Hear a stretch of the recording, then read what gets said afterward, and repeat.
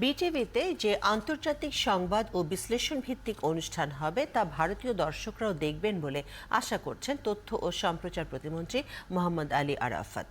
বৃহস্পতিবার সচিবালয়ে বাংলাদেশে নিযুক্ত ভারতীয় হাইকমিশনার প্রণয় কুমার ভার্মার সাথে সৌজন্য সাক্ষাৎ শেষে তিনি আরও বলেন, সামাজিক যোগাযোগ মাধ্যম সহ বিভিন্ন মাধ্যমে অপপ্রচার রোধে ভারতের সাথে পারস্পরিক অভিজ্ঞতা বিনিময় করা হবে। মন্ত্রী আরও বলেন, ভারতে বিটিভির 2 ঘন্টার চাঙ্ক বাড়ানো এবং ভারতীয় দর্শকদের আকৃষ্ট করতে উদ্যোগ নেওয়া হবে। ভারতীয় হাই কমিশনার বলেন, দুই দেশ চলচ্চিত্র এবং সংশ্লিষ্ট ইনস্টিটিউটের তথ্য আদান প্রদান ও প্রশিক্ষণ বিষয়ে একসাথে কাজ করবে।